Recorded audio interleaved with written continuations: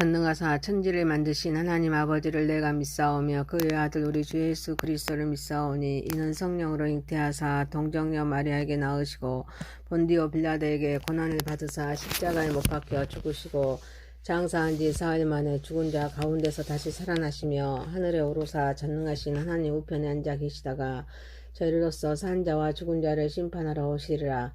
성령을 믿사오며 거룩한 공회와 성도가 서로 교통하는 것과 죄를 사하여 주시는 것과 몸이 다시 사는 것과 영원히 사는 것을 믿사옵나이다. 아멘. 찬송가 31장입니다.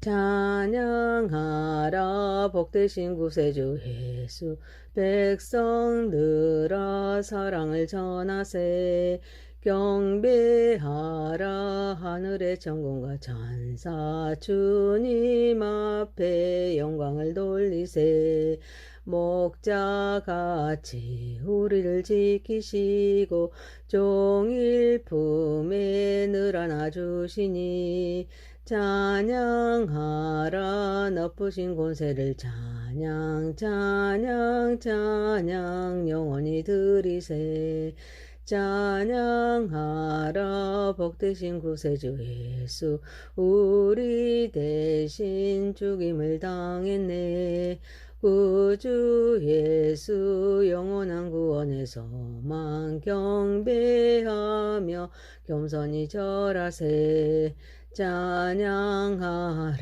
우리 죄 지으신 예수 그의 사랑 한없이 크셔라 찬양하라 높으신 권세를 찬양 찬양 찬양 영원히 드리세 찬양하라 복되신 구세주 예수 천사들아 죽임을 즐겁게 찬양해 주 예수 영원히 다스리시니 멸류관을 주 앞에 드리세 구주 예수 세상을 지키시고 영광 중에 또다시 오시리 찬양하라 높으신 권세를 찬양 찬양 찬양 영원히 드리세. 하나님 말씀은 사도행전 1장 1절에서 11절입니다.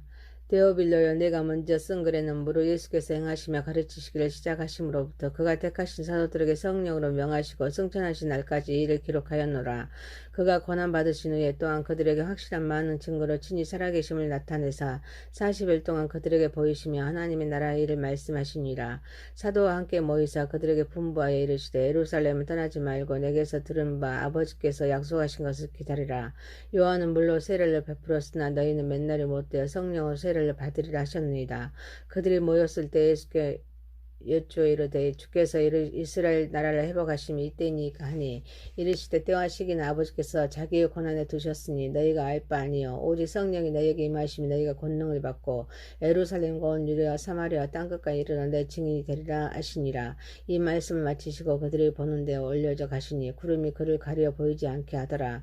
올라가실 때 제자들이 자세히 하늘을 쳐다보고 있는데 흰옷 입은 두 사람이 그들 곁에 서서 이르되 갈릴리 사람들아 어찌하여 서서 하늘을 쳐다보느냐 너희 가운데 하늘로 올려주신 이 예수는 하늘로 가심을 본 그대로 오시리라 하였느니라. 아멘. 전능하시고 홀로하신 하나님 아버지 우리 예배를 받으시고 영광 받으시옵소서. 예수님의 이름으로 기도합니다. 아멘. 사도행전 1장 1절에서 11절입니다. 예수님의 계속되는 사역이란 제목으로 은혜를 받고자 하겠습니다. 첫 번째, 예수님의 사역은 계속하십니다. 누가복음을 기록한 누가는 사도행전을 기록하여서 데오빌로에게 보내면서 데오빌로에 내가 먼저 쓴 글에는 무릇 예수께서 행하시며 가르치시기를 시작하심부터 그가 택하신 사도들에게 성령으로 명하시고 승천하신 날까지 이를 기록하였노라. 그가 고난받으신 후에 또한 그들에게 확실한 많은 증거로 친히 살아계심을 나타내서 40일 동안 그들에게 보이시며 하나님 나라를 일을 말씀하시니라 말씀하십니다. 이전에 누가복음이 기록한 글에서는 누가복음 말하죠. 누가복음 기록한 글에서는 구원을 완성하신 예수님께서 행하시고 또 가르치시기 시작한 때부터 사도들에게 성령으로 명하시고 승천하신 날까지 이를 누가복음에 기록하였는데, 이제는 구원을 완성하신 예수님께서 승천 후의 행사, 곧 성령으로 말미암아 이루시는 구원 행사, 하나님 나라에 대해 말하려고 사도행전을 쓰려고 함을 말씀하고 있습니다. 구원을 완성하신 예수님 사역은 십자가, 부활, 그리고 승천으로 끝나는 것이 아닙니다. 그리고 계속되고 있음을 말씀하고 있습니다. 그래서 우리의 신앙은 완성이 없습니다. 언제나 진행형입니다. 구원을 계획하신 하나님은 변화 없이 섭리하시기에 과정에 존재하는 우리의 끊임없는 하나님의 간섭하심 속에서 부름에 응답해야 합니다. 또 한 과정이 끝이 아니라 새롭게 역사하시는 하나님의 섭림을 깨닫고 계속 결단을 통해서 우리는 순종해야 될 줄 믿습니다. 지금도 하나님 우리에게 향하신 뜻과 섭리가 있습니다. 하나님께서 세우신 목적, 우리를 통하여 이루시기에 우리의 신앙의 여정은 한 번의 사건이나 경험으로 완성되는 것이 아닙니다. 지속적인 성장과 순종을 요구하는 과정입니다. 사랑하는 성도 여러분, 우리는 마음을 비우고 하나님께 마음을 드리고 몸을 드림으로써 우리의 산 제사를 드림으로써 하나님의 사역에 동참하는 삶을 살아가는 저와 여러분이 되시길 소망합니다. 두 번째입니다. 예수님이 주신 사명을 감당하려면 성령 충만함이 필요합니다. 구원을 완성하신 예수님은 사도와 함께 모이사 그들에게 분부해서 예루살렘을 떠나지 말고 내게서 들은 바 아버지께서 약속하신 것을 기다리라. 요한은 물로 세례를 베풀었으나 너희는 맨날이 못되어 성령으로 세례를 받으리라 말씀하십니다. 구원을 완성하신 예수님은 성령으로 세례를 받아야 함을 말씀하십니다. 예수님의 사역은 계속되어야 합니다. 이는 제자들이 성령 충만하여 제자들의 삶을 통하여서 이루어져야 하기 때문입니다. 그래서 예루살렘 떠나지 말고 아버지께서 약속하신 것을 기다려 성령으로 세례를 받도록 말씀하십니다. 성령으로 세례를 받는 것은 몸과 영혼이 성령으로 충만한 가운데 하나님과 깊은 관계를 맺는 것을 의미합니다. 그리스도와 함께 죽고 다시 사는 것을 의미합니다. 성령 세례는 그리스도와 함께 죽고 함께 살아야 합니다. 또한 내가 죽고 거듭난 자로서 이끌림을 받는 것을 의미합니다. 하나님의 일은 육신의 힘으로만 할 수 없습니다. 하나님께서 주시는 힘이 필요하기 때문입니다. 그래서 성령 세례를 받아야 될 줄 믿습니다. 성령 세례는 우리가 그리스도와 함께 살아가는 삶의 시작점입니다. 하나님의 섭리, 하나님의 뜻을 따르는 결정입니다. 이를 통해서 우리는 하나님의 힘과 하나님의 지도를 받아 삶을 살아가며 또 죽고 다시 살아가는 새로운 삶을 찾게 됩니다. 사랑하는 성도 여러분, 성령 충만하여서 이끌림을 받아 하나님께서 주신 사명을 잘 감당하는 저와 여러분 되시기를 소망합니다. 세 번째입니다. 머리 굴리지 말고 열심히 삽시다. 구원을 완성하신 예수님께서 부활하셔서 제자들에게 나타나십니다. 또 제자들은 주께서 이스라엘 나라를 회복하심이 이때니까 묻습니다. 이때 예수님은 때와 시기는 아버지께서 자기의 권한에 두셨으니 너희가 알 바 아니요 오직 성령이 너희에게 임하시면 너희가 권능을 받고 예루살렘과 온 유대와 사마리아 땅끝까지 이르러 너희 증인이 되리라 말씀하십니다. 제자들의 관심은 이스라엘 나라의 회복입니다. 그런데 예수님의 회복은 때와 시기는 아버지의 권한임을 말씀하시면서 제자들의 알 바가 아님을 말씀하십니다. 중요한 것은 성령 충만하여서 권능을 받아 땅끝까지 증인의 삶이 중요함을 말씀하고 있습니다. 우리는 머리 굴리기를 좋아합니다. 내가 지혜가 있음을 자랑하려고 합니다. 인간이 알 수 없는 일을 알아내 내가 특별하라고 자랑하려고 합니다. 그런데 하나님은 말씀을 통해서 하나님의 뜻을 바르게 알아. 지금 내가 해야 할 일에 최선을 다하는 것이 중요하지 하나님께서 하시는 일을 하려고 해서는 안 됨을 말씀하십니다.